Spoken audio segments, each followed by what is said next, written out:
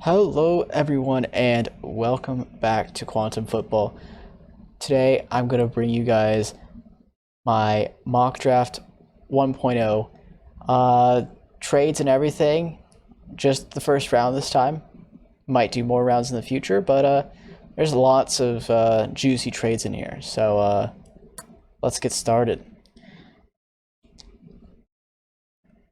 So, as you can see, there's a man by the name of Russell Wilson who's getting traded to the Bears. So yeah, we get 3 first-round picks, Tariq Cohen, and a 2023 third and the number 84 this year for Russell Wilson, and a 6th.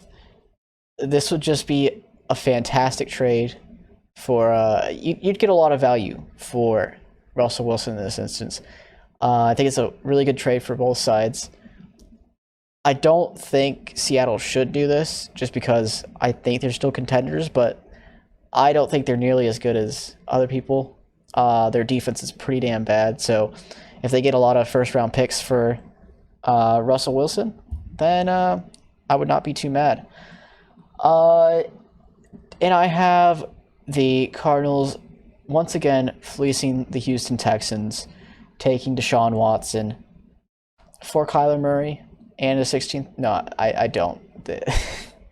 Basically, I heard the news of J.J. Watt going to the Cardinals, and as a Cardinals fan, I was very happy, let's just say. Gotta win the damn Super Bowl. And so, yeah, as you can see, Watson is going to the Broncos. 3 first-round picks, Andrew Luck, for you get the number 9, so it's much better than the number 20. So it's more valuable than Deshaun Watson in this case. Plus, you get a QB to potentially replace him. I don't know if Drew Lock is anything special. But yeah, very similar trades here. I think, of course, this one has more value because of the number 9 pick, but it's not too far off from what Russell Wilson got. And I know Dak Prescott is a free agent. So why is there a trade on the screen? You may be asking yourself.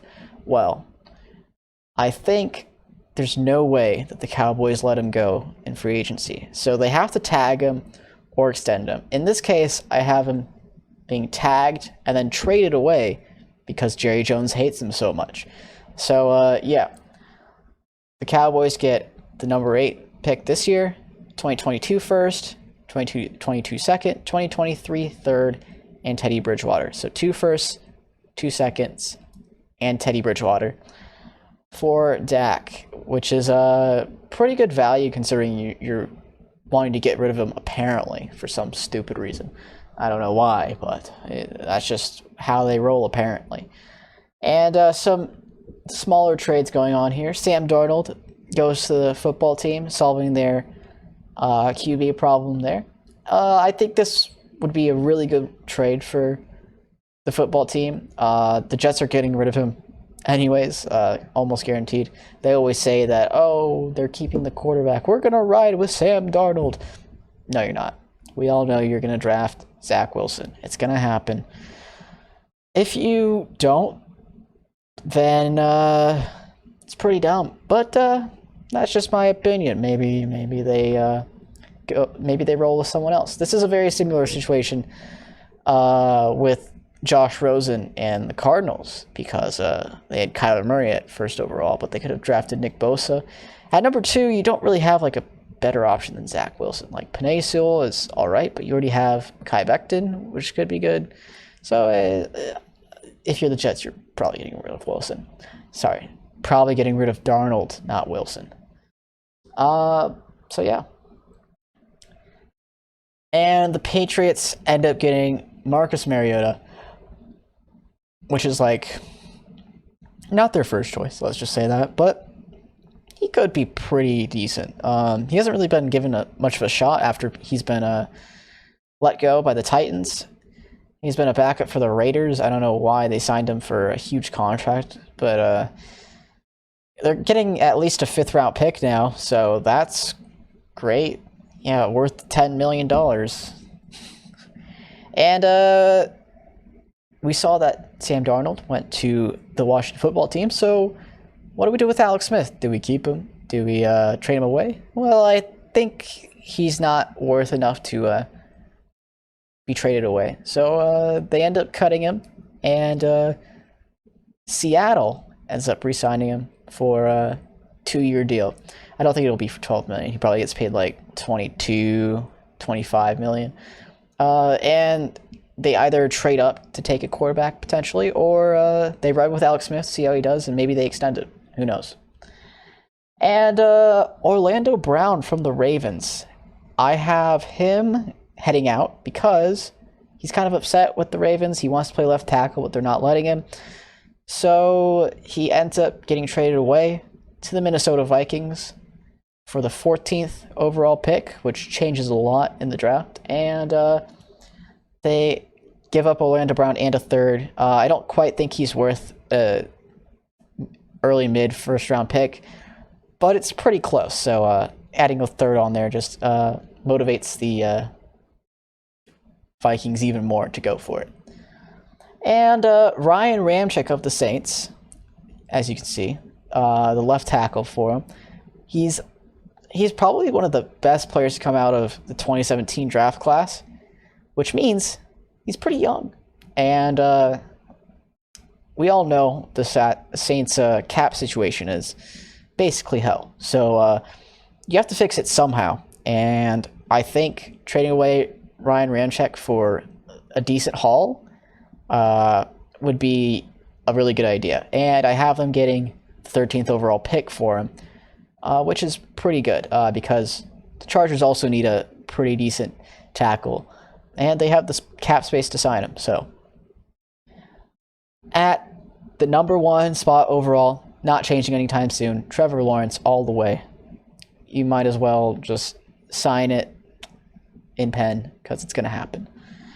At number 2, we traded away Sam Darnold, so we're getting Zach Wilson as his replacement.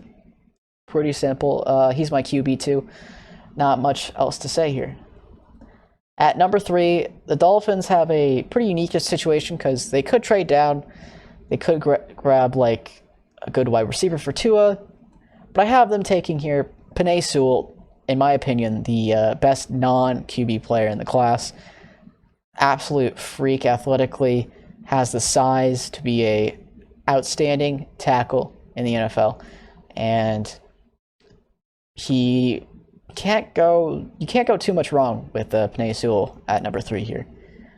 At number 4, I have the Falcons here. It's kind of strange because,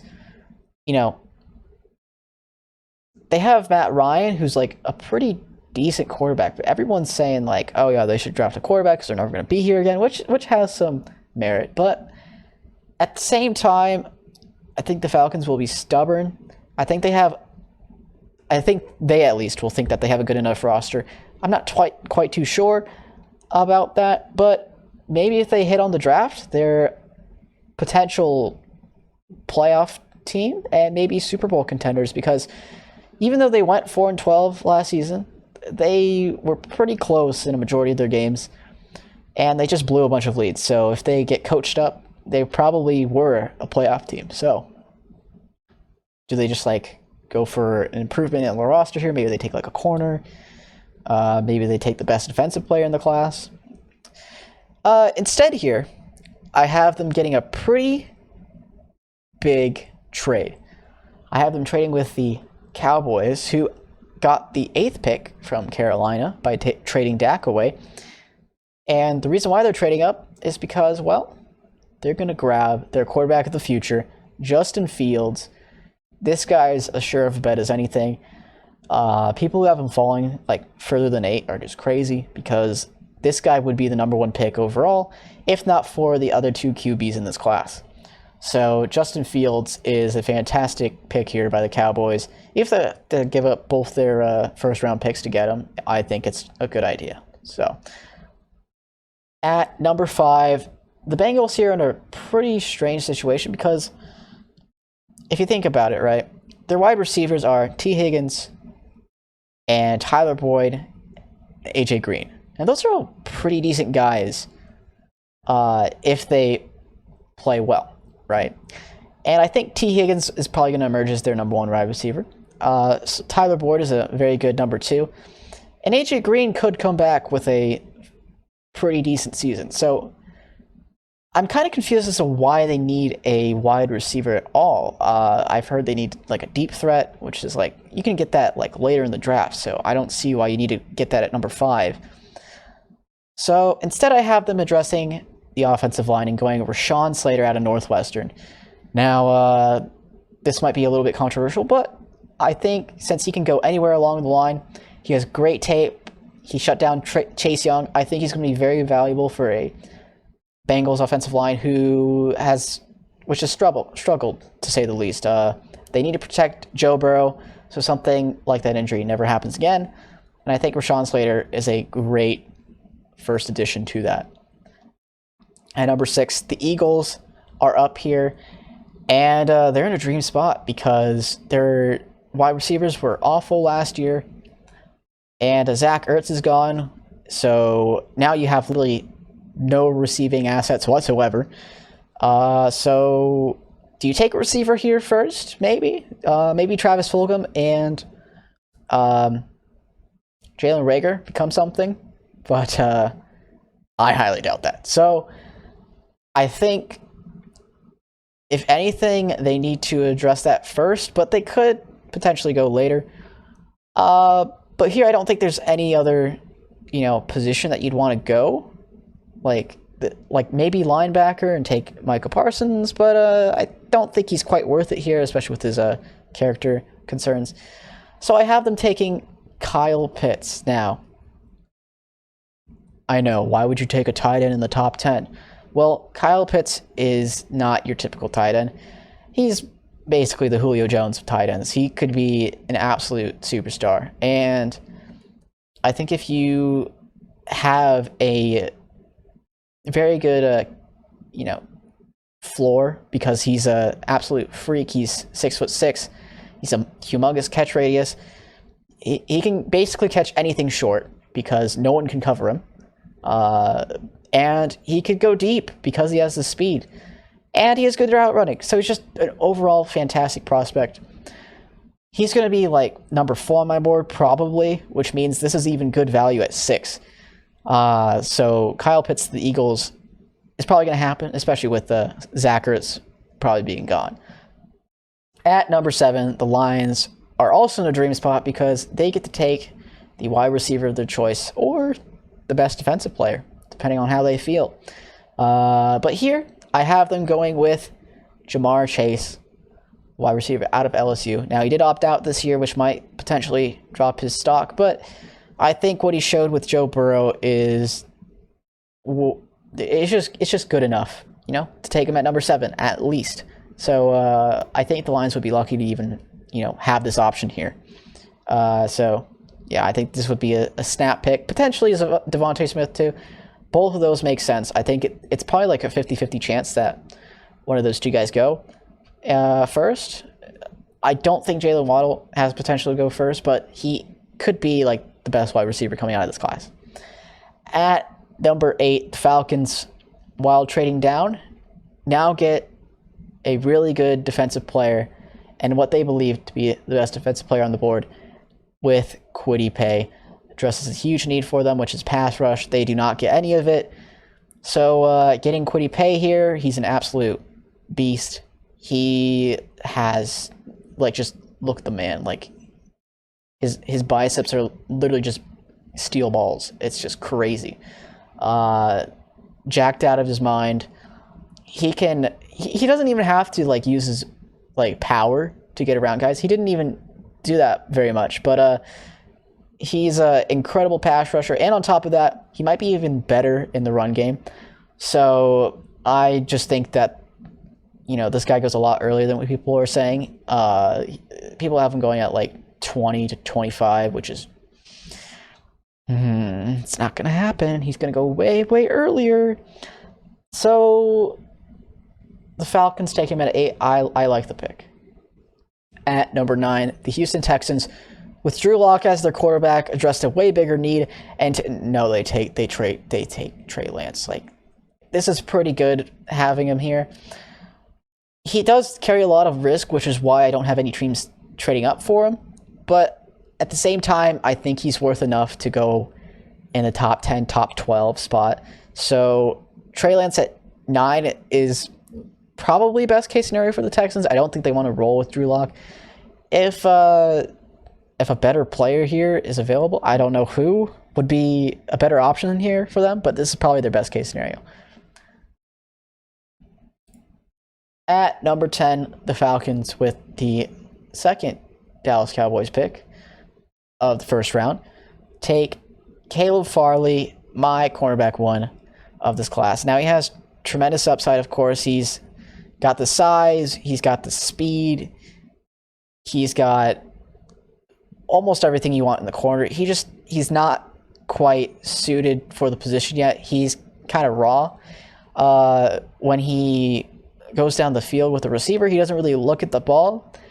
He just kind of tracks him down with his eyes, and NFL teams will exploit that. So that kind of has to get coached up. But other than that, he will be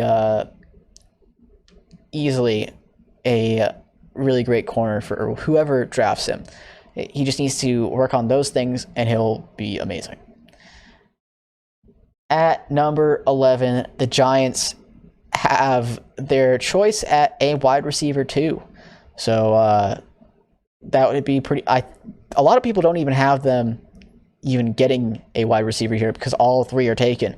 But I think they end up falling because, as most wide receivers do, they did in the last class too. I don't think it's going to fall nearly as far as it did for last year's class, but I think it probably goes in between like all of them going in top 10 and like CeeDee Lamb falling to, I think it was 18 for Dallas. So I have them taking Devontae Smith at number 11, the Heisman winner. He's going to be a fantastic separator at the next level. He's going to be a phenomenal route runner. He's going to be everything you want in a wide receiver. He just doesn't have the weight or the size at the position. But he proved that it doesn't matter in college. Will it matter in the NFL? That remains to be seen. But I think a team like the Giants is going to be willing to take a chance on him. At number 12, the San Francisco 49ers go corner, but not the corner you think. J.C. Horn is my cornerback too. And the reason why is because I think he could actually be even quarterback 1, to be honest. But son of Joe Horn, a fantastic corner. He looks just NFL ready. And they are sleeping on the conversation for this guy being in the number 1 slot at corner. He might end up being my number 1 corner. He's got tremendous ball skills. He can lock down anyone that he wants to. He has just got it all. So I can see this being like not even available at 12. So 49ers, in my opinion, are very lucky to take him here at 12. But yeah, as a Cardinals fan, if he falls to the Cardinals, hell yeah. But yeah, easy enough. At number 13, since the Saints got a huge haul for Ryan Ramczyk, they end up getting their linebacker of the future, Micah Parsons. Pretty simple. If a huge need here, he falls to 13. So pretty decent value here for the Saints. At number 14, the Ravens, after trading Orlando Brown, get the number 14 spot and address their wide receiver need and take Jalen Waddle at 14. Another pretty great value pick here. Ravens end up getting tremendous value every year, so why not have them taking more value in this year's draft? At number 15, the New England Patriots end up addressing their defense, which they might end up like trading away some of their assets on defense, like corner, like Stephon Gilmore, for example, which means they might need a corner, but they're already pretty set there, like on all sides of corner. So I don't have them addressing corner here, but instead the defensive line and Christian Barmore. He is my number 16 player in this class. I think people are sleeping on this guy to be a top 16 pick. I think he could, especially with positional scarcity, there's not many D tackles in this class. So Christian Barmore is the best of the bunch by far, and I would not be surprised if a team values that pretty early and ends up taking him. Christian Barmore, he had a tremendous season at Alabama. He's got the size, he's got the power, and he's all you want in a tremendous D tackle. So he goes here at number 15. At number 16, the Cardinals are sitting here with a couple of options. Since they signed J.J. Watt, I don't think they end up going edge anymore. I don't even think they address it in this class, to be honest. But they have needs at corner because Patrick Peterson is gone. They have needs at wide receiver because they don't really have a truly good deep threat yet. So, I mean, they have Christian Kirk, but I don't know. Like, there's no true wide receiver 2, a guy that can stretch the field. So maybe they address that here, but instead I have them going and addressing a more imperative need, which is corner in Patrick Surtain. Now, like I said, I'm not quite as high on this guy. I don't have him at CB2 or CB1, but I think he's pretty darn close. So him at 16 is not too bad for the Cardinals. At number 17, the Raiders end up reaching like always because why not? Jalen Phillips. It's not by much. He would probably be edge 1 if he did not have the injury concerns, but it should be a concern because concussions could be a huge problem for him. And typical Raiders reach, but it's not too bad. So I was a little bit generous for him. At number 18, the Dolphins take a absolute beast, in my opinion. Jeremiah Owusu-Koramoah. He can play basically anything for you on the defense. He can line up in the nickel. He can play off the ball linebacker for you. He can even rush the passer if you really want him to. And maybe he lines at free safety potentially. Maybe that's a little bit of a stretch, but I think any team that drafts this guy will be very surprised at how well he does in the NFL. He's people are worried about hybrid players in this draft. How do you evaluate them? I think you need to evaluate them by whatever position they play at. So, for example, how does he play at linebacker? That's how you value him as a linebacker. How does he line up as a nickel corner? That's how you evaluate him as a nickel corner. And I don't think having the versatility necessarily boosts your stock by any means, but that does mean that you can address more needs, for example, on the defense. So, yeah, that's my opinion on Jeremiah Owusu-Koramoah. At number 19, the Washington football team end up addressing a pretty big need that they've had for a while. The offensive line, they take Elijah Vera Tucker. Now, I think they're one offensive lineman away from being elite in terms of offensive line, which means when they have Sam Darnold and Terry McLaurin, plus a good O-line to go with it, and Antonio Gibson. Don't sleep on Antonio Gibson. He's a beast. But, I think this offense could be, pretty amazing next season, especially if they get, a pretty good wide receiver in, the second or third. I could see it, Washington being potential Super Bowl contenders, even with Darnold, which is pretty crazy. At number 20, the Seahawks, by stealing away the Bears pick, end up addressing quarterback. They go Mac Jones. Now, he's, in my opinion, going to be way more valued by NFL teams than what us mock drafters are valuing him at. So I have him falling pretty far, but that's mainly because he's the fifth quarterback on the board, obviously, and the majority of these teams already address quarterback in free agency or they traded for him. So him falling to 20 is not too bad. Plus the Seahawks could have him develop under Alex Smith, which means that he could potentially be a lot better than what he's looking at right now. At number 21, I have the Colts going and replacing their Anthony Castonzo retirement. I don't know what I'm saying. Christian Darrisaw replaces Anthony Castonzo. I can't speak for the life of me today. But yeah, it's pretty great that he falls to the Colts here at 21 because he's pretty highly rated for most people. In my opinion, he shouldn't be nearly as high, but I don't think that's going to be the consensus, and I don't think the Colts will pass up on him at the number 21 spot. Number 22, the Titans. I'm making a pretty boring pick here. Azeez Ojulari. They address their pass rush, and they go with a guy who's not really a project guy like Jadeveon Clowney is, so he's going to be having a much higher floor than most anyone in this class, which is why I think the Titans are going to be attracted to that, and that's why he's going at number 22.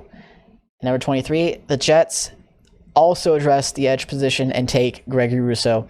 The edge won for a lot of people, actually, and in my opinion, he has probably the highest ceiling in the class, but unfortunately, he's just not had the best tape, in my opinion, and yeah, sure, he was much younger when that tape was out, but at the same time, it's going to be hard for teams to evaluate the these COVID opt-outs, He's going to be one of those guys that are like going to be having a wide range of draft value, right? He could go like top 10 potentially, and he could fall out of the first round, both of which I could 100% see happening. But at 23, the Jets are probably glad that he's still here, and they take him. At number 24, the Pittsburgh Steelers ended up not trading up for Mac Jones, which is probably a good idea. But one of Big Ben's last couple of years maybe, if you want to extend that at all, you need to address the offensive line. I think Tevin Jenkins is 100% NFL ready. He's got the strength of a elite offensive lineman, and I know that he lines up as a right tackle, but I think he could play more positions than that. So I don't think he'll play center, but I think anywhere that they need like a good offensive lineman, he could probably go there. He probably will be their right tackle in the end, but yeah, at number 24, I think this pick will be at least extending Big Ben's shelf life. So yeah, that they need to address offensive line basically in their first round pick. At number 25, the Jaguars end up addressing defense here, taking a ball hawk safety in Trevon Moehrig. Now, this guy has been basically mocked here as like the earliest place he goes, but I think he goes potentially even earlier. I think he goes up in value as we get closer to the draft, mainly because like safety is not like a position that people look at very much, and they don't value nearly as much, so they haven't like seen his tape. But trust me, this guy is absolutely incredible. He has amazing instincts. Ball skills are there. Like everything you want in a safety, he has that, and he has the ceiling of a Hall of Famer type player, which is technically what everyone has, but like he's way more likely to get there. At number 26, the Browns address a position that they have needed to address for a long time. Linebacker Zaven Collins ends up going to them at number 26. Probably wanted that happening because the Browns are not good at like drafting. I don't know why, but they're just not. But yeah, Zaven Collins would be a really good pick for them, is what I'm saying here. So you should probably do it. At number 27, the Ravens got their wide receiver in Jalen Waddle at number 14. And as you can tell, I had not gotten any more wide receivers at the board to this point. So there's a trade offer coming in. The Dolphins end up trading up to 27, giving the Ravens their first and third round picks this year. Or, sorry, second and third round picks this year for the number 27 spot. And I think the reason why the Ravens go with this is to just address more positional needs. And there's not anyone of like tremendous value here at 27 besides the wide receiver position in Rashad Bateman. I think he could even go top 20, top 15 potentially. But since I have wide receivers falling in this draft, he ends up falling even further than he probably should. And at 27, he's going to be good value for the Dolphins. And they end up getting 3 first-round picks in this draft, which is pretty crazy. But that's a lot of help for Tua Tagovailoa. If he doesn't perform next year, you know it's not his fault. It's probably because Tua is, or it probably is his fault. Did I say not his fault? It's his fault, basically, is what I'm saying, if he doesn't perform next year. At number 28, the Saints, with their second first round selection, is what I meant to say, address the Ryan Ramczyk void, and they take Dylan Raduns out of North Dakota State. Pretty simple here. He's my next tackle on the board, and Saints take him. At number 29, I have a bit of a surprise, but Packers could go in any direction here. They could address wide receiver like they should, or they could address in my opinion, probably bigger needs, which is corner opposite Jair Alexander, because they don't really have one. I mean, Kevin King, not doing it for me. So here I have them addressing that and going Kelvin Joseph. Now, this guy has been getting a lot of buzz lately, and I think as we get closer and closer to the draft, he goes further and further up, and eventually ends up being like a late first round pick. Now, there are people saying he could go even higher up than this, but I just don't think that in this 2 months' time that people are going to hop that far up. I do think he has the potential to be CB1, CB2, and he's probably going to end up being my like CB3 in the class, just ahead of Surtain. But this guy is nobody's seen enough of him, so that's why I'm falling according to my board. And at number 30, the Bills could go in a variety of ways, but I have them addressing a position which they should be addressing, because the only problem that they have really is the run game, and it's not the running backs. In my opinion, it's the offensive line. They need better run blocking, and that's why they go Jalen Mayfield here out of Michigan. At number 31, I have the Kansas City Chiefs taking a wide receiver to help out Mahomes. I think the line for the offensive line at the Super Bowl performed pretty poorly, of course, but once Eric Fisher comes back, that line will be 100% ready to go. And they were good during the regular season, so it was only injuries that held them back. So that's why I have them taking another weapon in Elijah Moore out of Ole Miss. And at number 32, the Bucs, since they hate Ronald Jones so much, end up taking Travis Etienne at 32. A guy who can pass catch, which is not something that Ronald Jones can do so well. But yeah, that's my mock draft for you. Picks 1 through 32. And with a bunch of trades, I don't think I've ever seen a let me hide my camera real quick so you can see the whole thing, but I don't think I've ever seen someone trade Orlando Brown yet in a mock draft, which is kind of insane to me, because you probably should be. He's probably on his way out. And I have Ryan Ramczyk going as well, which is pretty realistic. But yeah, I have plenty of off-season trades. I think they're pretty likely. I think the least likely ones are actually the quarterback ones, and the most likely ones are going to be the tackle ones. But I was just exploring, basically. I wouldn't recommend having the teams like the Seahawks or the Texans. Texans don't really have a choice, but teams like the Seahawks, trading away their quarterback. I don't think Dallas should trade away Dak at all. Like, that's just...